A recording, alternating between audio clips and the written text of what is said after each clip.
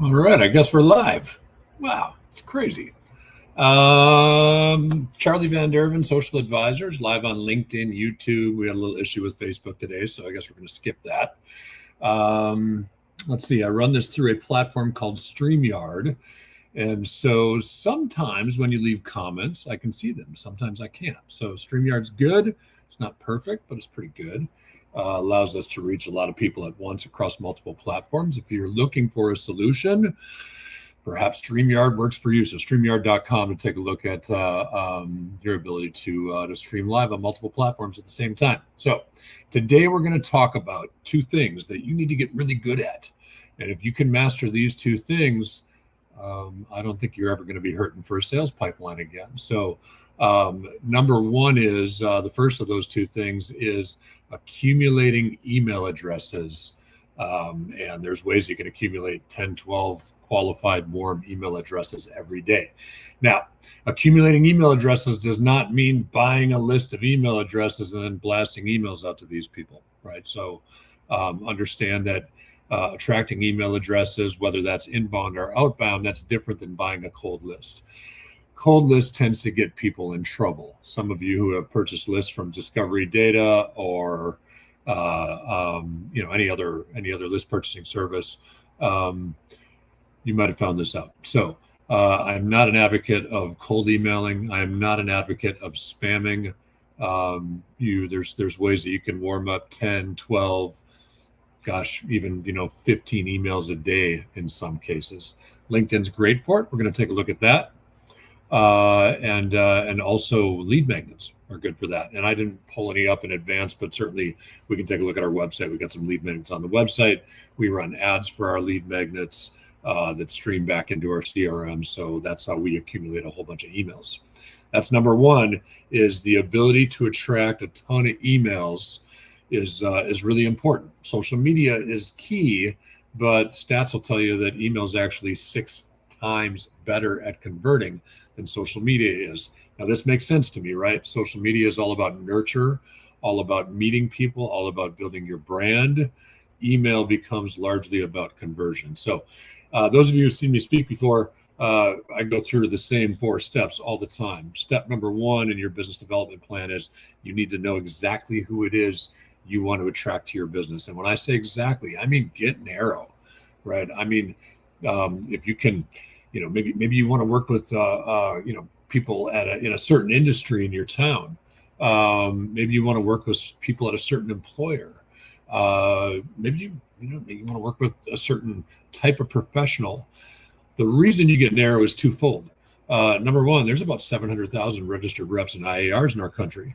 That's a lot of professionals. Now, they're not all practicing, of course, but still, it's hundreds of thousands of competitors. If you're a generalist, that's a competitive market. The other thing is different professionals are going to need different services. You're going to speak a different language to an engineer than you would, say, a medical doctor or a business owner. So certainly different professionals, when you get niche and you get narrow, you speak their language, you speak directly to them, you understand their needs, you kind of become de facto. So number one is getting narrow. Number two is you've got to build as large a network as possible. And that's what we're talking about email addresses. Accumulating a dozen or so email addresses a day is not a difficult thing to do necessarily. You've got to nurture that network. So if you're building a network on LinkedIn, or you're building this email list, you've got to put content. That's number 3 is nurturing. You've got to put content in front of those people consistently to demonstrate your expertise, to keep your brand present. Now, we talked about email being 6x conversion over social media. Social media algorithms limit in large part the number of people that see your content. There is good content. There's not so good content. There's a right way to post content, a wrong way to post content. For example, on LinkedIn, we typically recommend that you don't share links. If you do, you put that in the comments.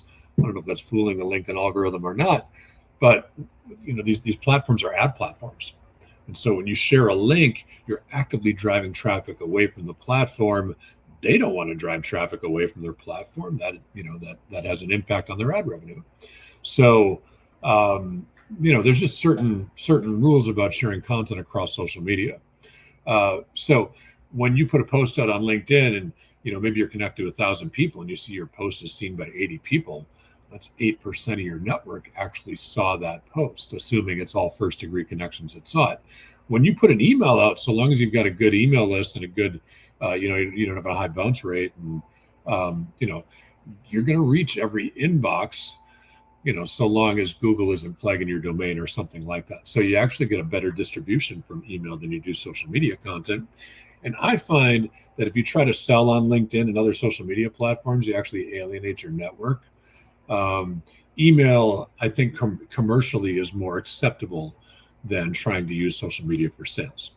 So collect emails, build an email list. All right. Number 2 is get good at delivering educational webinars or seminars. Webinars are much easier to pull off than a seminar is. We typically recommend that our clients do 8 webinars a year. Generally that's skip the summer months, September, October, November, skip December, and then go January through May. It's just that the holidays and the summer are a little more difficult to build an audience for your webinar. So anyway, 8 webinars a year. The webinar, while it provides education, it enhances the way your brand is viewed as an educator versus a service provider. It also, as a business developer, your webinar acts as an indicator, right? So I'm going to show you a LinkedIn event, how we use LinkedIn events and email to promote a webinar. But when you've got 50 people that register for a webinar and 13 or 14 of those 50 people show up, those 13 or 14 people that showed up are squarely in your pipeline. If you follow up with them appropriately, the right way, and ask the right questions, you find out exactly why they were there and exactly the value you provide them. Now, a lot of you have done webinars. Maybe you didn't get 13 people there. Maybe you got 3 people there. If you do a webinar the right way, they don't see each other. They don't know there's 3 people there, right? So when I first started doing webinars, I was talking to a pretty empty room. We don't talk to empty rooms anymore, but it takes time to build. But you always want to talk like you're talking to a coliseum.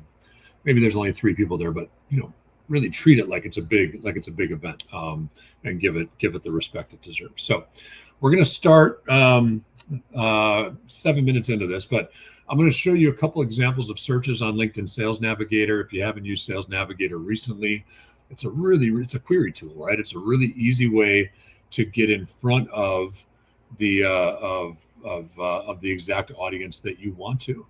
I love those discovery data lists and the Zoom info list. I like them for the data they provide. But the beauty of Sales Navigator is not only do you get the data, you also find out exactly how to start a conversation and a relationship with people. So let's dive into that now. Share screen. So sometimes I skip around a little bit on this as well. Let's see which one we got here. So I've got to kind of skip. Okay, so view and tab, I'm sharing. Okay, awesome. Here's what we've got here. This actually was the last one I wanted to show. Let's see if we can share this tab instead. There we go. Okay, so here's just a couple of really quick Sales Navigator searches. So this search here is in Austin, Texas. It's for technology, in the technology industry, and it's C-suite in the technology industry in Austin, Texas. So what this is, it's querying all the LinkedIn Sales Navigator, or all the LinkedIn profiles in Austin, Texas. There's about 2,500 people. Now, that's a pretty young looking dude. So, we could do certain things like, years in their current position, right? Maybe we go, more than a year, more than 3 years. So we can narrow this down even more and go from 2,500 to, let's see what it gives us. Moves a little slow. Still at about 2,500. So maybe we go 3 to 5. Right, so that's 1,500. What that does, going to weed out maybe some of the younger people that maybe don't have the assets you're looking for at this point. But if you're looking to do business with executives in technology in Austin, Texas, that's a great search for you. Here's another one. Perhaps, let's see, where's this one? Indianapolis, just picking random stuff here. We've got about 1,500 chief financial officers, controller, human resources directors. We could narrow this a little bit by, going with companies with more than 10 employees. Anyway, so, Indianapolis, if you're looking to do 401k work in Indianapolis, here's an easy search for you to start getting in front of people. And then the third one I'll show you, just so you see I'm not just doing big metro areas. This one is actually business owners, more than 10 to 200 people in the business. And this is Des Moines, Iowa, and we found about 3,500 business owners. Again, we could narrow this a little bit. But my point to you is that LinkedIn Sales Navigator creates such a great opportunity for you to find the exact audience that you want to do business with. So the number one thing that I would tell you to do each and every day, Monday through Friday, maybe take the weekend off, I would send 25 invitations to connect with people on LinkedIn Sales Navigator or on LinkedIn. You can open these, opening each one of these profiles on LinkedIn, or you can connect right from Sales Navigator. But that's the number one routine that I would say is send 25 invitations to connect every single day. LinkedIn's going to cap you out at about 25 a day. But build this network. It's not going to take you real long. Maybe it takes you, 20 minutes or so each day, sipping coffee, checking email in the morning. Do this as part of your LinkedIn routine as well. When someone connects with you, we'll pull up LinkedIn here. I'm going to share this tab here. So LinkedIn's coming up. I'm just going to pull up, one of my first tier connections here. When someone connects with you, loading a little bit slowly with all the screen share and layers of technology happening. Let's see Tyler here. When you connect with somebody new, the first thing you need to do, it adds a little bit of energy, but you're going to connect with 3 or 4 or 5 or 6 people every single day. Go into their contact info, and for about 95% of the people you connect with, you're going to find an email address. So take that email address and move it into your CRM. Here's a client of ours. I don't think their name is visible here. That's good. I tried to block that. There's a client of ours that from September 17th of last month to September 17th of this month, added 260 new contacts. I can tell you the majority of those contacts came from LinkedIn. So we're looking at not quite 10 a day, right? We're looking at maybe 8 a day, if I'm doing my math right, 9 a day. And so anyway, you can add 260. This person's adding 8 or 9 email addresses every single day. This is coming from a couple different places. LinkedIn dominantly one of those places. The other place that we tend to collect a lot of email addresses from our, you know what? I forgot to share this tab. So I was telling you guys about these 260 email addresses. But anyway, so there's the tab. So adding about 9 email addresses every single day. Another place that we tend to get email addresses is from our website. These are lead magnets. So we'll run lead magnets not only on our website. When someone downloads this, of course, they enter their email address. That goes into our CRM. They get a couple emails in delivery. But running ads across LinkedIn and Facebook tend to be really good ways to attract email addresses off of what we call a lead magnet as well. And of course, I forgot to share the tab. So here we go. Anyway, so these are lead magnets that are on our website. We actually have a bunch of them. But these give you a little flavor for, different things that can be on the website that can be downloaded so that you can attract more email addresses. For a number of clients, we run ads across LinkedIn. I'm sorry, not LinkedIn, but Facebook and Instagram as well. Now, as we were looking at all these people that you can connect with, you go, oh my gosh, that takes a lot of time, right? Well, there are tools out there that you can automate some of this work, right? So you can automate some of these connection requests. You can automate some of those emails flowing into a CRM. And so that's, takes a lot of pressure off you. If you want to talk about some of those tools that are available to do those things, certainly just send me a direct message and we'll set a little bit of time to talk about that. So, cool. Let me do this. So I know I've got, that's Tyler. Okay, here's my friend Susan Danzig. Susan's awesome. If you don't already know her, you should know her. Susan's running a webinar in a couple of days here, and she's promoting that webinar in two different ways, right? We're helping her promote it. So this is the event that's listed on Susan's company page on LinkedIn, Susan Danzig LLC. So when you pull up the event on the company page, you've got the ability, anybody's got the ability to just go under share, click invite, and then this is my network. So if I wanted to invite a bunch of people to Susan's event, I could just go click, click, click, click, click, click, click. LinkedIn's going to allow you to invite about 200 people a day. It seems is about average, about 1,000 a week. When we promote a webinar for our advisors and others that serve the industry, we typically do a 10 business day promotion period. So we'll get 2,000 invitations out via LinkedIn. And then of course, invitations are going to go out via email as well. And again, I'm talking, but I'm not sharing the right tab. So under share, here's my friend Susan again, and her event is coming up in a few days. Under share and then invite, click, click, click, click, click, click, click. 200 a day you can invite to attend the webinar, right? So if you got multiple people on your team, you can invite more people, more than 200 a day. Again, when Social Advisors does a webinar promotion for a client of ours, we typically do a 10 business day promotion cycle. So we'll get out, so long as our client's LinkedIn network is large enough, we'll get out up to 2,000 invitations to that event. And for Susan, that's produced 26 people already. Of course, she's going to get quite a few more. She's got another email going out.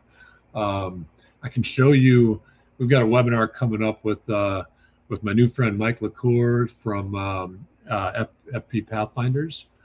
That's coming up on the 24th. If you haven't gotten the invite already, you will. But you can see just from email marketing and from the LinkedIn marketing that I showed you a second ago, we've already got 196 people registered for this webinar. That is absolutely awesome. This one's going to be blockbuster. And that's coming from our network. That's coming from Mike's network. That's coming from their email database, our email database. So that's a cumulative effort. I love doing joint webinars. Mike and I work with the same types of advisors. So it makes sense that we bring value to our network, get exposure to his network.